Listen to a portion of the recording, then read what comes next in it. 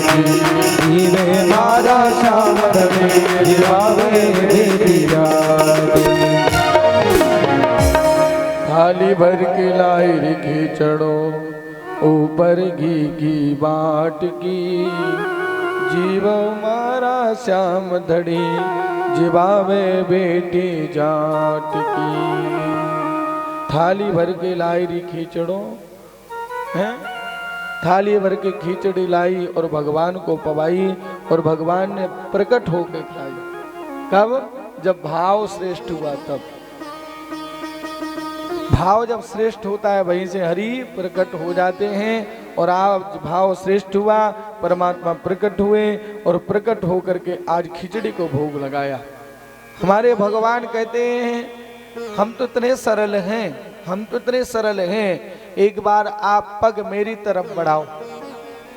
आप पग एक रखेंगे मेरी तरफ, मैं पग 60 रखूंगा आपकी तरफ, मगर एक बार मेरी तरफ तो आओ।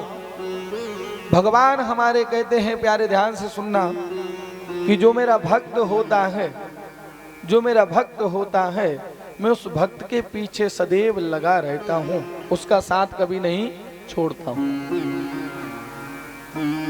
भक्त जहां पग धरे बहादरो में हाँ, सदा संग लागत फिरूं, कबहू न छोड़ू शाम।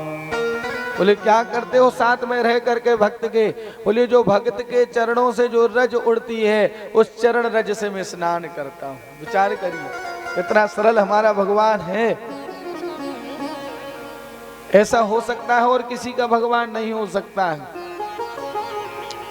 भक्त जहां पग धरे वहां धरूं मैं हाथ, और सदा संग लागत फिरूं, कबहू न छोड़ूं साथ, कबहू न छोड़ूं साथ। मगर कब? जब तुम भक्त बनोगे तब। और भक्त कैसे बनता है? बोले जैसे भात बनता है उसी तरीके से भक्त बनता है। भात कैसे बनता है? पहले धान घर में आई, उसको उखल से कूटा जाता है। आजकल तो मशीनें चल गई महाराज, और क्या किया जाता है? कूटा जाता है। और ऐसा भी नहीं कूटा जाता कि उसकी चटनी बन जाए, धीरे धीरे उकल का प्रहार होता है, छिलका अलग हो जाता है, और धान हमारा छिलका अलग हो जाता है, और चावल अलग हो जाता है, वह दिव्यता को प्राप्त कर जाता है। उखल क्या है? बोले धीरे धीरे भगवान भक्त का सब कुछ छीनते जाते हैं, भाई उखल। और जब परीक्षा में पास हो जाता है तो भगवान पुनः उसको सब कुछ दे देते हैं। मगर भक्त घबरा गया, डर गया, तो तुरंत माया रूपी खिलौना उसको पकड़ा देते हैं। ले भैया तू रख अपना खिलौना, मुझे नहीं चाहिए। जिस प्रकार बालक रोता है और माँ क्या करती है? उसको खिलौना दे देती है, तो वह बालक शांत हो जाता है। उसी प्रकार बालक, हम सब बालक रोते हैं तो भगवान माया रूपी खिलौना पकड़ा देते, लोग खेलो यही में रमे रहो महाराज। हमारे भगवान तो बड़े उदार मनाए। ध्यान रखिए प्यारे, जब महाभारत का युद्ध हुआ उस समय भी महाराज आप सभी लोग जानते हैं, भीष्म पितामह ने प्रण लिया कि हम भगवान से अस्त्र उठवाएंगे। ये बात तो कोई नहीं जानता था, मगर भगवान जानते थे। और भगवान ने अपने भक्त की लाज रखने के लिए महाराज जो है रथ के पहिया को ही सुदर्शन बना दिया। इस प्रकार भगवान कृपा करते हैं। आगे चल करके नंद बाबा जो है एकादशी का व्रत करते थे। और आज क्या हुआ कि नंद बाबा की रात्रि में नींद खुली, और नींद खुलते ही सीधे यमुना जल में स्नान करने के लिए चले गए। और जब यमुना में स्नान किया तो इनको भान नहीं रहा कि रात्रि के 1 बज रहा था। नंद बाबा ने सोचा सुबह के प्रातः काल के ब्रह्म मुहूर्त हो गया है, 4 बज गए हैं, मगर देखा कि उस समय 4 नहीं 1 बज रहा था, रात्रि का अर्ध प्रहर था। और ऐसा कहते हैं रात्रि के समय जो है स्नान नहीं करना चाहिए, क्योंकि उस समय देवता जल के सोते हैं। सोते हुए देवताओं को जगाया, वरुण देव को क्रोध आया और तुरंत वरुण महाराज आदेश दिया बाबा को पकड़ के लाओ, और पकड़ के लाए जाकर ब्रह्मलोक में रस्सियों से बांध दिया। और जब प्रातः काल हुआ भगवान को पता चला कि बाबा तो पानी में डूब गए। मैया रोवे लग गई, चिल्लावे लग गई। भगवान ने कहा चिंता मत करो।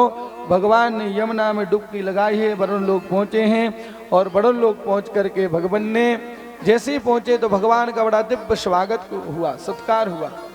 भगवान ने कहा भैया हमारा तुम स्वागत कर रहे हो और हमारे पिता को रस्सियों से बांध रखा है। बोले प्रभु मुझे पता नहीं था ये आपके पिता हैं, यदि मुझे पता होता है आपके पिता हैं तो हम तो हाथ भी नहीं लगाते।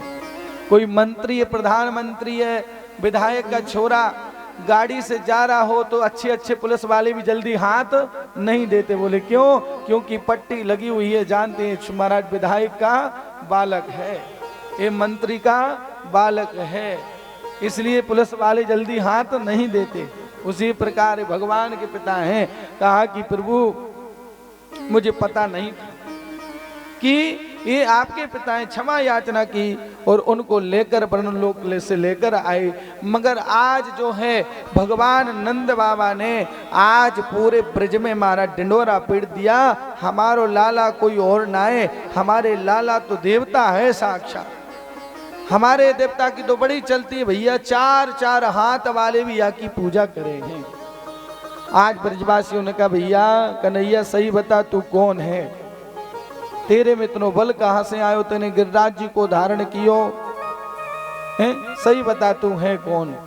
तो आज भगवान ने कहा मैं बता दूंगा तुमको मैं कौन हूं, तुम कहा करोगे। बोले हमें तेरो स्वर्ग को देखना है, तेरो बैकुंठ कैसो है।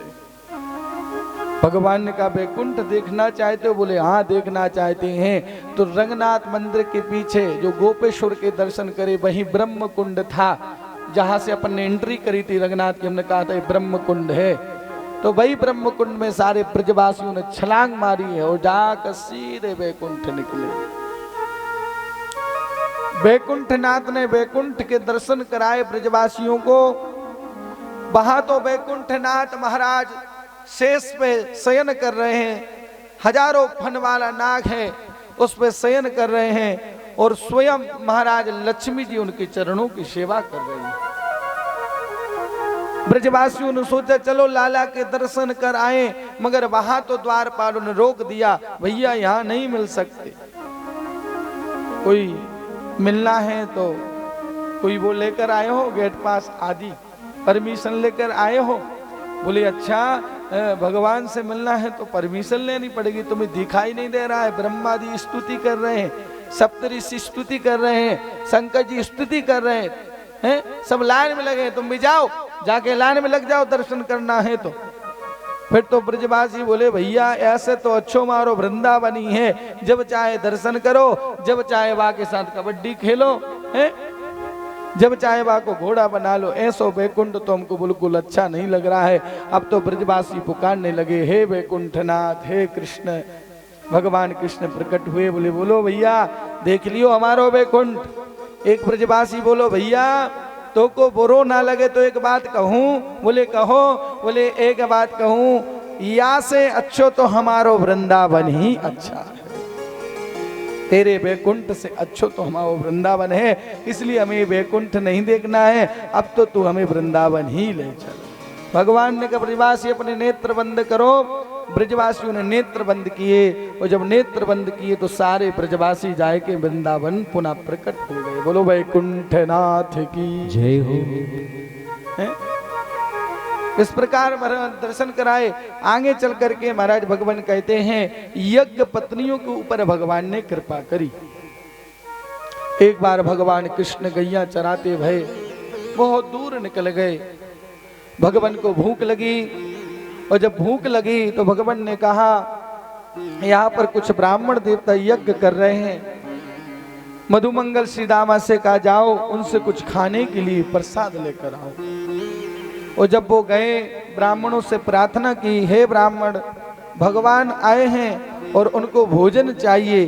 ब्राह्मणों ने तो मंत्र पढ़ रहे थे, इसलिए महाराज जय जय राम भी नाहे करी, श्या राम नाहे करी, राम राम नाहे करी, कुछ नहीं बोला। और भाई ब्रजवासी लौट कर आए, भगवान से कहा अरे भैया उन ब्राह्मणों ने तो हमसे राधे राधे भी नाहे करी, तुम तो भोजन की चर्चा कर रहे हो। बोले तुमने ब्राह्मणों से क्यों मांगा, तुम उनकी पत्नियों से भोजन मांगना, क्योंकि माताओं का प्रेम अलग होता है। भाई लोग दे चाहे ना दे, मगर जो माताएं होती हैं उनके अंदर वात्सल होता है, ध्यान रखना। एक बार तो तुम मना कर दोगे मगर माँ जो होती है वो मना नहीं करती है। ब्रजवासी बोले भैया हम तो नहीं जाएंगे अब। अरे बोले एक बार तो जाओ। और जब पुनः गए हैं ब्रजवासी और उनकी पत्नियों को बताया कि कृष्ण और बलराम आए हैं, तो सुनते ही प्रसन्न हो गई और बड़ा दिव्य भोजन बनाया। और भोजन बनाने के साथ केवल दिया नहीं कि हम स्वयं चलेंगे और अपनी गोद में बैठा के भगवान कृष्ण को अपने हाथों से भोजन कराएंगे। और भोजन बना के आई चली तो महाराज